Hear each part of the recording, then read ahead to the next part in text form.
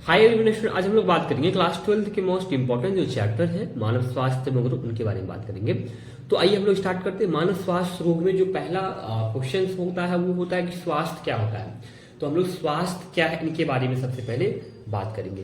तो बता दें कि जो स्वास्थ्य है वो क्या होता है, जब हमारी बॉडी में जो ऑर्गन है, इंटरनल ऑर्गन हो जाए और बाहरी अंग है, वो सभी अंग और अंगतंत्र जो है वो सुचारू रूप से अगर कार्य करने की स्थिति में है तब स्वास्थ्य कहलाएगा। वो क्या कहलाएगा? स्वास्थ्य कहलाएगा, अच्छा हेल्थ कहलाएगा। और बात है कि गुड हेल्थ क्या होता है, अच्छे स्वास्थ्य का मतलब क्या होता है, इनके बारे में बात करेंगे। अच्छी स्वास्थ्य का जो परिभाषा है वो WHO के द्वारा दिया गया है। तो आइए देखते हैं इनका परिभाषा क्या है।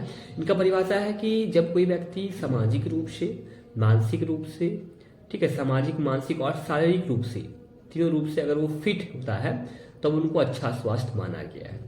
शारीरिक रूप का मतलब है कि फिजिकली वो फिट होना चाहिए, किसी प्रकार कोई दिक्कत तो नहीं होना चाहिए। मानसिक मतलब मेंटलिटी, मानसिक मतलब हो गया मेंटलिटी रूप से भी वो फिट होना चाहिए, किसी प्रकार का ब्रेन पे कोई असर ना हो। तो शारीरिक, मानसिक और साथ ही सामाजिक रूप से ना, समाज में किसी प्रकार का कोई भेदभाव ना हो उनसे, समाज में लोग उनको अच्छा भी कहे ना, तो समाज को भी ख्याल में रखते हुए WHO ने परिभाषा दिया है। तो सामाजिक रूप से, मानसिक रूप से और साथ ही शारीरिक रूप से, इन तीनों रूप से अगर कोई व्यक्ति फिट है तो उनका जो हेल्थ है वो कैसा माना जाएगा? वो एकदम गुड हेल्थ माना जाएगा, अच्छा स्वास्थ्य माना जाएगा। ठीक है, तो आइए हम लोग बात करेंगे अच्छे स्वास्थ्य के लिए। अगर आप भी चाहते हैं कि आपका स्वास्थ्य अच्छा हो तो इनके लिए किन किन मूलभूत शर्तों की आवश्यकता पड़ेगी, आइए हम लोग देखते हैं, समझते हैं। तो पहला, साफ पानी मतलब क्लीन वाटर बहुत ही जरूरी है कि नहीं? पानी शुद्ध होना चाहिए, क्लीन होना चाहिए, क्योंकि पानी से भी कई तरह की बीमारी होते हैं। और दूसरा अगर हम बात करेंगे संतुलित आहार, ये तो बहुत ही जरूरी है, बैलेंस डाइट। संतुलित आहार भोजन मतलब भोजन जब भी आप खाते हैं तो भोजन में कम से कम 5 प्रकार का तत्व तो होना ही चाहिए। तो बता दें कौन कौन से तत्व। तो पहला कार्बोहाइड्रेट होना चाहिए, प्रोटीन, विटामिन, वसा होना चाहिए, खनिज लवण होना चाहिए, जल ना। तो ये 5 प्रकार के जो तत्व होते हैं ना, ये भोजन में होना ही चाहिए, तभी क्या होगा, आपका भोजन संतुलित भोजन होगा ना।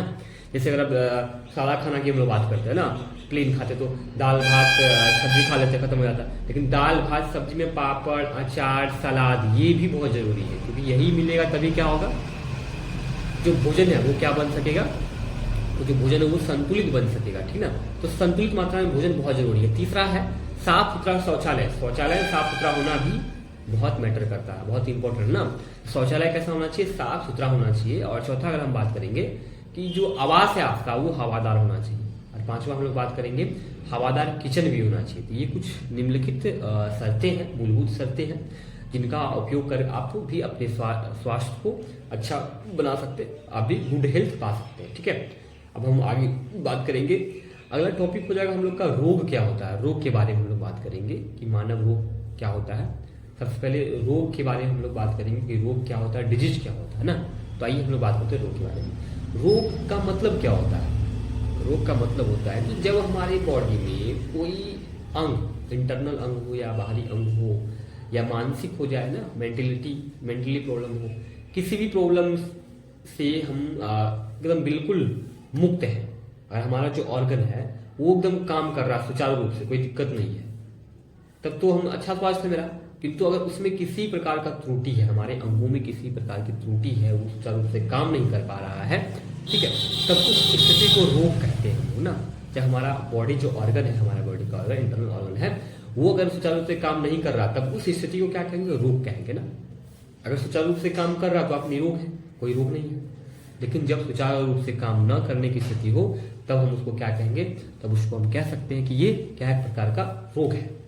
अब कौन सा रोग है? तो रोग में भी कई प्रकार होता है। तो आइए हम लोग रोग के टाइप के बारे में हम लोग बात करेंगे, रोग के प्रकार के बारे में बात करेंगे। ठीक है, तो जो रोग है ना, रोग वो 2 प्रकार के होते हैं। एक संक्रामक रोग, ठीक है, और दूसरा हम लोग बोलते हैं असंक्रामक रोग। मतलब हो गया infectious disease, non infectious disease. 2 तरह के रोग होते हैं, संक्रामक और संक्रामक।